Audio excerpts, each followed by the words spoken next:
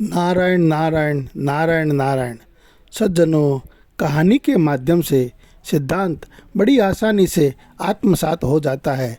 आज एक कहानी सुनते हैं, सबसे बड़ा पुण्यात्मा। नारायण नारायण। प्रथम गुरु माँ भी कहानियों के माध्यम से ही हमें जीवन जीना सिखाती है। अतः हमारे जीवन में कहानियों का बहुत महत्व है। आज हम एक उपयोगी कहानी सुनेंगे, सबसे बड़ा पुण्यात्मा। काशी प्राचीन समय से प्रसिद्ध है। संस्कृत विद्या का वह पुराना केंद्र है। उसे भगवान विश्वनाथ की नगरी या विश्वनाथपुरी भी कहा जाता है। विश्वनाथ जी का वहाँ बहुत प्राचीन मंदिर है। एक दिन विश्वनाथ जी के पुजारी ने स्वप्न देखा कि भगवान विश्वनाथ उससे मंदिर में विद्वानों तथा धर्मात्मा लोगों की सभा बुलाने को कह रहे हैं। पुजारी ने दूसरे दिन सवेरे ही सारे नगर में इसकी घोषणा करवा दी। काशी के सभी विद्वान, साधु और दूसरे पुण्यात्मा दानी लोग भी गंगा जी में स्नान करके मंदिर में आए। सब ने विश्वनाथ जी को जल चढ़ाया, प्रदक्षिणा की और सभा मंडप में तथा बाहर खड़े हो गए। उस दिन मंदिर में बहुत भीड़ थी। सबके आ जाने पर पुजारी ने सबसे अपना स्वप्न बताया। सब लोग हर हर महादेव की ध्वनि करके शंकर जी की प्रार्थना करने लगे। जब भगवान की आरती हो गई, घड़ी घंटे के शब्द बंद हो गए और सब लोग प्रार्थना कर चुके थे, तब सबने देखा कि मंदिर में अचानक खूब प्रकाश हो गया है।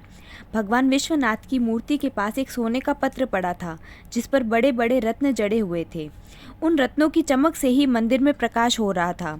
पुजारी ने वह रत्न जड़ित स्वर्ण पत्र उठा लिया। उस पर हीरो के अक्षरों में लिखा था, सबसे बड़े दयालु और पुण्यात्मा के लिए यह विश्वनाथ जी का उपहार है। पुजारी बड़े त्यागी और सच्चे भगवत भक्त थे। उन्होंने वह पत्र उठाकर सबको दिखाया। वे बोले, प्रत्येक सोमवार को यहाँ विद्वानों की सभा होगी। जो सबसे बड़ा पुण्यात्मा और दयालु अपने को सिद्ध कर देगा, उसे यह स्वर्ण पत्र दिया जाएगा। देश में चारों ओर यह समाचार फैल गया। दूर दूर से तपस्वी, त्यागी, व्रत करने वाले, दान करने वाले लोग काशी आने लगे। एक ब्राह्मण ने कई महीने लगातार चंद्रायण व्रत किया था। वे उस स्वर्ण पत्र को लेने आए, लेकिन जब स्वर्ण पत्र उन्हें दिया गया, उनके हाथ में जाते ही वह मिट्टी का हो गया। उसकी ज्योति नष्ट हो गई। लज्जित होकर उन्होंने स्वर्ण पत्र लौटा दिया। पुजारी के हाथ में जाते ही वह फिर सोने का हो गया और उसके रत्न चमकने लगे। एक बाबूजी ने बहुत विद्यालय बनवाए थे। कई स्थानों पर सेवाश्रम चलाते थे। दान करते करते उन्होंने अपना लगभग सारा धन खर्च कर दिया था। बहुत सी संस्थाओं को वे सदा दान देते थे। अखबारों में उनका नाम छपता था। वे भी स्वर्ण पत्र लेने आए, किंतु उनके हाथ में जाकर भी वह मिट्टी का हो गया। पुजारी ने उनसे कहा, आप पद, मान या यश के लोभ से दान करते जान पड़ते हैं। नाम की इच्छा से होने वाला दान सच्चा नहीं है। इसी प्रकार बहुत से लोग आए, किंतु कोई भी स्वर्ण पत्र पा नहीं सका। सबके हाथों में पहुंचकर वह मिट्टी का हो जाता था। कई महीने बीत गए। बहुत से लोग स्वर्ण पत्र पाने के लोभ से भगवान विश्वनाथ के मंदिर के पास ही दान पुण्य करने लगे, लेकिन स्वर्ण पत्र उन्हें भी नहीं मिला। एक दिन एक बूढ़ा किसान भगवान विश्वनाथ के दर्शन करने आया। वह देहाती किसान था। उसके कपड़े मैले और फटे थे। वह केवल विश्वनाथ जी का दर्शन करने आया था। उसके पास कपड़े में बंधा थोड़ा सत्तू और एक फटा कंबल था। मंदिर के पास लोग गरीबों को कपड़े और पूड़ी मिठाई बांट रहे थे, किंतु एक कोढ़ी मंदिर से दूर पड़ा कराह रहा था। उससे उठा नहीं जाता था। उसके सारे शरीर में घाव थे। वह भूखा था, किंतु उसकी ओर कोई देखता तक नहीं था। बूढ़े किसान को कोढ़ी पर दया आ गई। उसने अपना सत्तू उसे खाने को दे दिया और अपना कंबल उसे उड़ा दिया। वहाँ से वह मंदिर में दर्शन करने आया।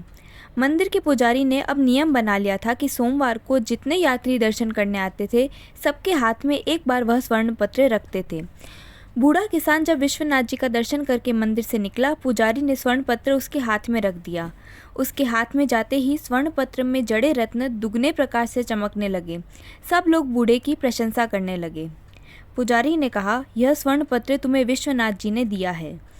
जो निर्लोभ है, जो दीनों पर दया करते हैं, जो बिना किसी स्वार्थ के दान करते हैं और दुखियों की सेवा करते हैं, वही सबसे बड़ा पुण्यात्मा है।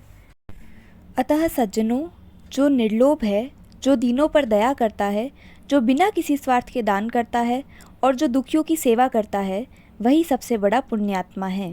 नारायण नारायण।